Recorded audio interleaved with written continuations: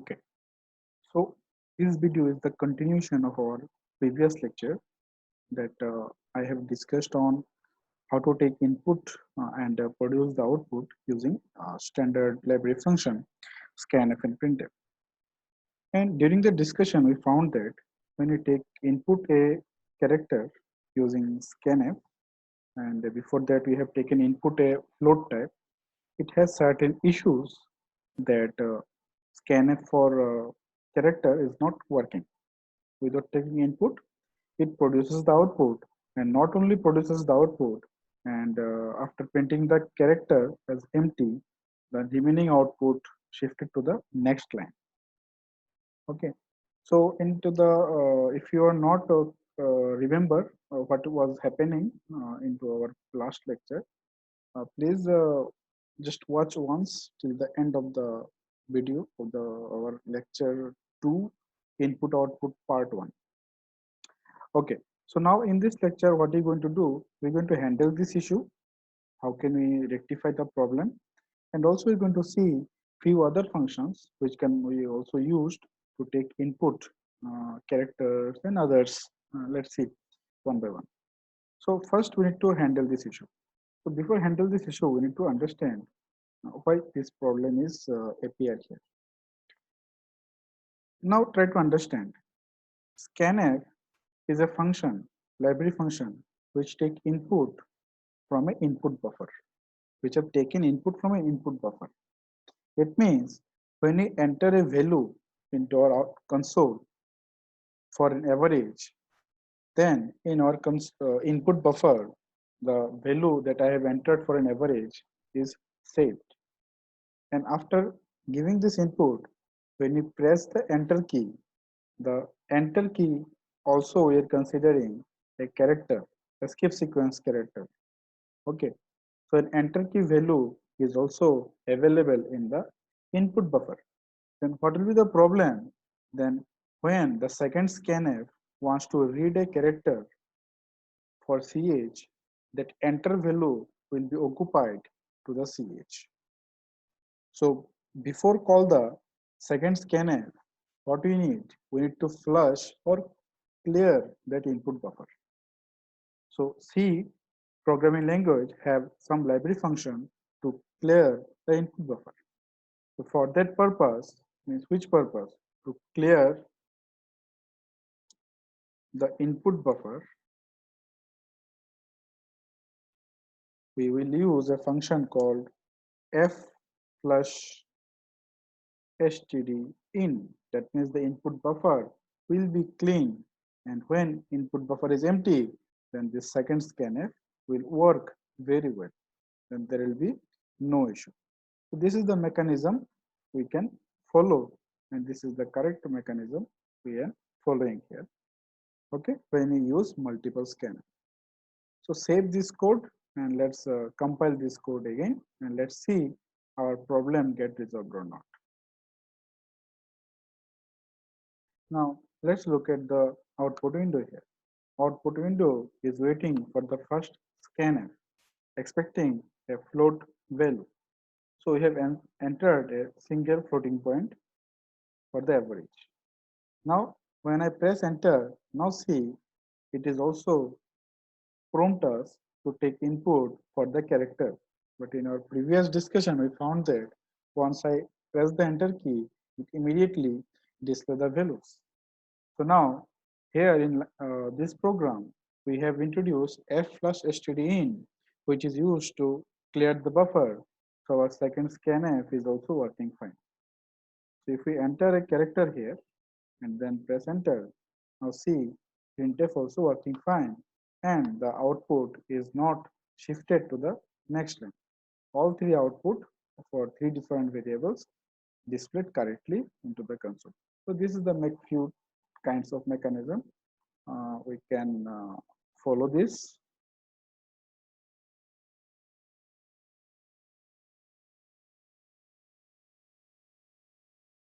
Okay. Okay. Now let's move further. What are the various other things that we can do?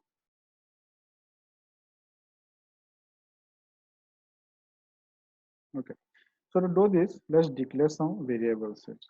So integer num1, comma num2. Now let's see how can we take scanf to take input multiple variables. Here I declare two variables, scanf, and then I'm giving percentage %d and give a space percentage %d.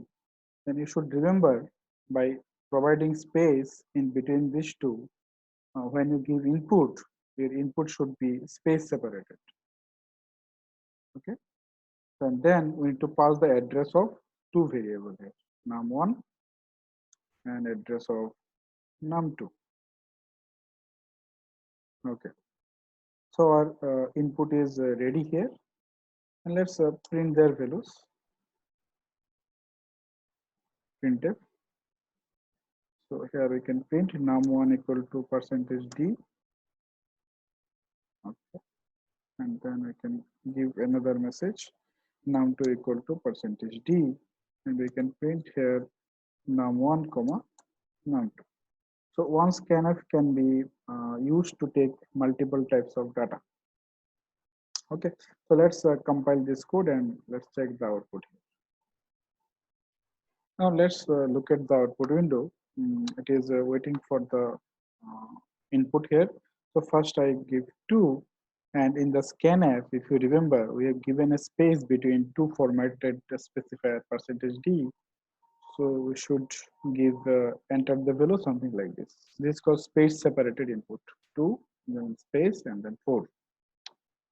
And see how we get the output very correctly. Okay, so this is the syntax that I have discussed here, how to use one single scanf statement for taking input multiple types of variables. Okay, now let's move further. Let's see a few other functions now. Okay, next. Now, other next function that I'm going to discuss for character. These functions are only designed for a character. Instead of printf and scanf, we are going to use getChar to take input and putChar to display the value of that character into the screen. And these are the standard input output unformatted functions. When you say unformatted, it means to take input,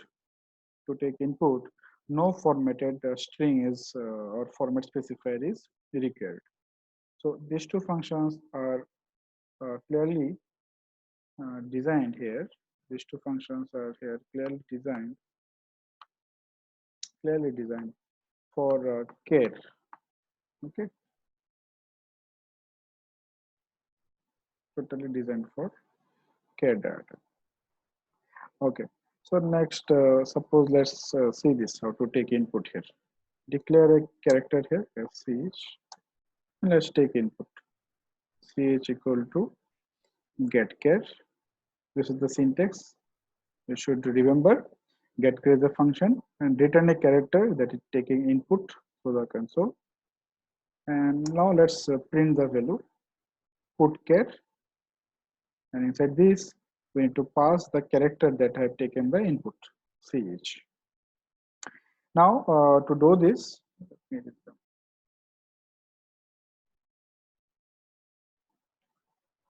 to do that, no other header file is required.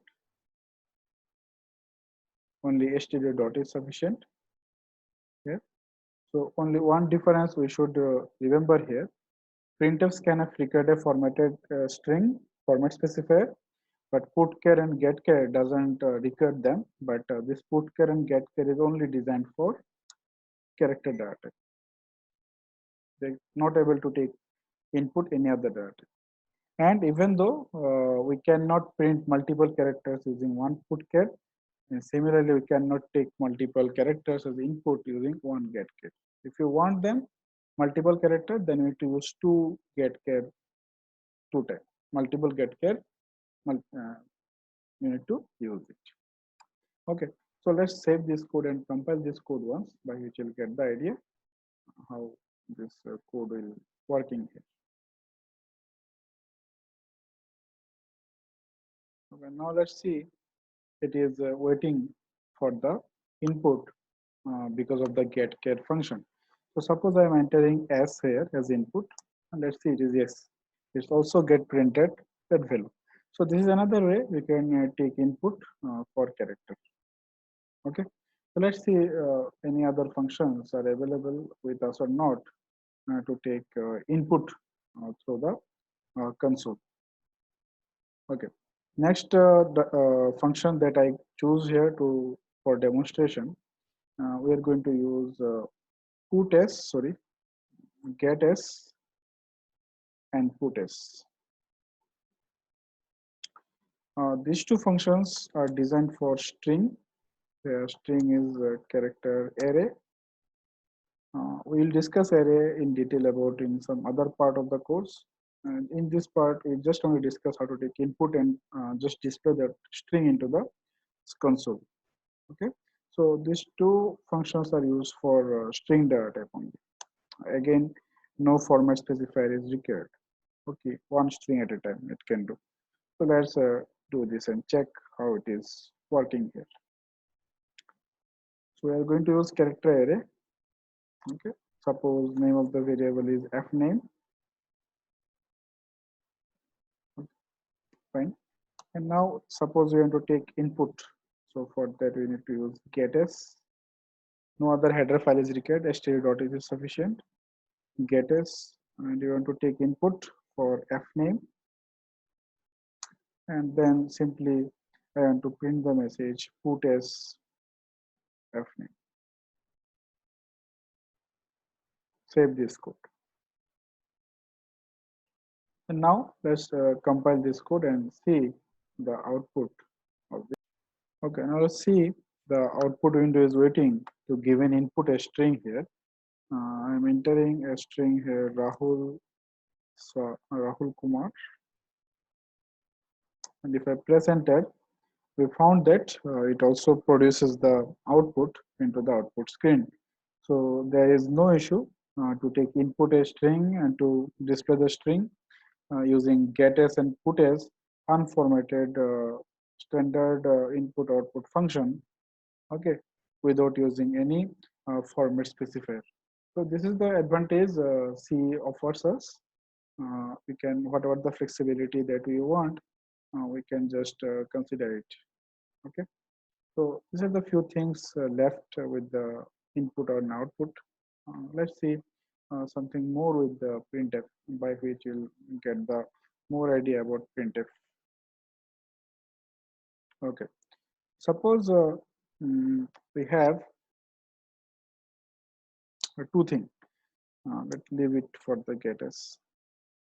We have the two things.